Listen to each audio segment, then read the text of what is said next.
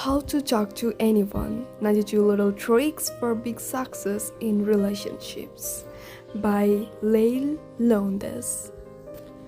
There are two kinds of people in this life: those who walk into a room and say, "Well, here I am," and those who walk in and say, "Ah, there you are." Introduction: How to get anything you want from anybody? Well, at least have the best crack at it. Have you ever admired those successful people who seem to have it all? You see them chatting confidently at business meetings or comfortably at social parties. But wait a minute, a lot of them aren't smarter than you. They are not more educated than you. They are not even better looking. So what is it? Some people suspected they inherited it. Others say they married it or were just plain lucky. Tell them to think again. What it boils down to is there are more skillful way of dealing with fellow human beings. You see, nobody gets to the top alone. Over the years, people who seem to have it all have captured the heart and conquered the minds of hundreds of others who helped boost them, rung by rung, to the top of whatever corporate or social ladder they choose. Wannabes wandering around at the foot of the ladder often gauge up and grows that the big boys and big girls at the top are snobs. When big players don't give them their friendships, love, or business, they call them cliquish or accuse them of belonging an old boy network. Some grumble they hit their heads against a glass ceiling. Complaining little leaguers never realize the rejection was their own fault. They will never know they blew the affair, the friendship, or the deal because of their own communication fumbles. It is as though well-liked people have a bag of tricks, a magic, or a Midas touch that turns everything they do into success. What is in their bag of tricks? You will find a lot of things: a substance that solidifies friendships, a wizardry that wins minds, and a magic that makes people fall in love with them. They also possess a quality that makes bosses hire and then promote, a characteristic that keeps clients coming back, and an asset that makes customers buy from them and not competition. We all have a few of those tricks in our bags, some more than others. Those with a whole lot of them are big winners in life. How to Talk to Anyone gives you 92 of these little tricks they use every day so you too can play the game to perfection and get whatever you want in life. How the little tricks were unveiled. Many years ago, a drama teacher, exasperated at my bad acting in a college play, shouted, No, your body is bailing your words." Every tiny movement, every body position he holds divulges your private thoughts. Your face can make 7,000 different expressions, and each exposes preciously who you are and what you are thinking at any particular moment. Then he said something I will never forget. And your body, the way you move, is your autobiography in motion.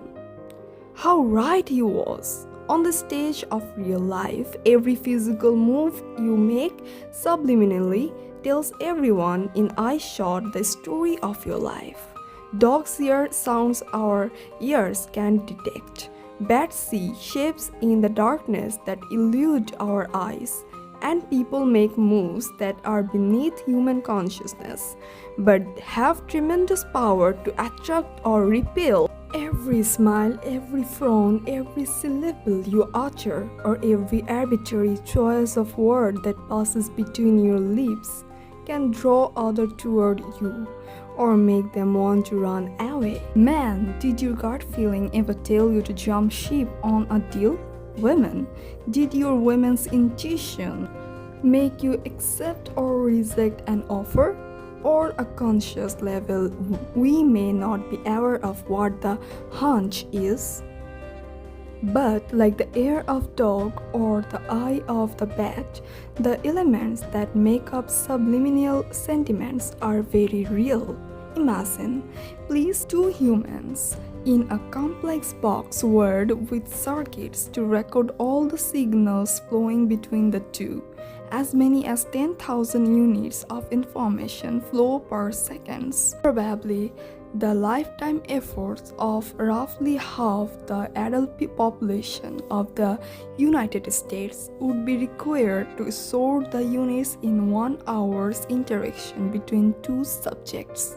A University of Pennsylvania Communication Authority estimates.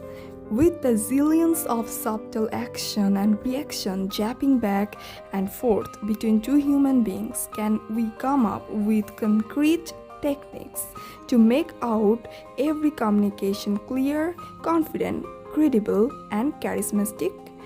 Determined to find the answer, I read practically every book written on communication skills, charisma, and chemistry between people. I explored hundreds of studies conducted around the world on what qualities made up leadership and credibility. Intrepid social scientists left no stone unturned in their quest to find the formula. For example, optimistic Chinese researchers, hoping charisma might be in the diet, went so far as to compare the relationship of personality to the catecholamine level in subjects' urine. Needless to say, their thesis was soon shelved. Dale Carnegie was great for the 20th century, but this is the 21st. Most of the studies simply confirmed Dale Carnegie's 1936 classic How to Win Friends and Influence People. His wisdom for the ages said success lay in smiling, showing interest in other people, and making them feel good about themselves. That's no surprise, I thought. It as rule today as it was more than 60 years ago. So if Dale Carnegie and hundreds of the other saints offered the same astute advice, why do we need another book telling us how to win friends and influence people? Two mammoth reasons. Reason 1. Suppose a sage told you, when in China, speak Chinese, but gave you no language lesson. Dale Carnegie and many communication experts are like that sage. They tell us what to do but not how to do. In today's sophisticated world, it's not enough to say, smile, or give sincere compliments. Cynically, business people today see more subtitles in your smile, more complexities in your compliments.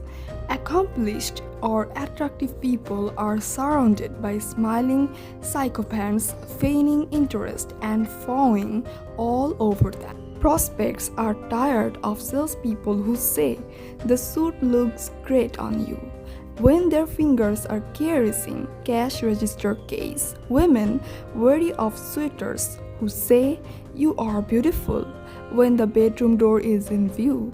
Reason 2. The world is a very different place than it was in 1936, and we need a new formula for success. To find it, I observed the superstars of today. I explored techniques used by top salespeople to close the sale, speakers to convince, clergy to convert, performer to engross, sex symbol to seduce, and athletes to win. I found concrete building blocks to the elusive qualities that lead to their success. Then I broke down into easy, digestible news you can use techniques. I gave each a name that you will quickly come to mind when you find yourself in a communication conundrum. As I developed the techniques, I began sharing them with audiences around the country. Participants in my communications seminars gave me their ideas. My clients, many of them CEOs of Fortune's 500 companies, enthusiastically offered their observations. When I was in the presence of the most successful and beloved leaders, I analyzed their body language and their facial expression. I listened carefully to their casual conversation, their timing, and their choice of words. I watched as they dealt with their families, friends, associates, and adversaries. Every time I detected a little nip of magic in their communicating, I asked them to pluck it out with tweezers and expose it to the bright light of consciousness. We analyzed it together, and I then turned it into an easy-to-do little trick others could duplicate and profit from. My findings and the strokes of some of those very effective folks are in this book. Some are subtle, some are surprising, but all are achievable when you master them. Everyone from new acquaintances to family, friends, and business associates will happily open their hearts, homes, companies, and even wallets to give you what they can. There's a bonus. As you sail through life with your new communication skills, you will look back and see some very happy givers smiling in your way.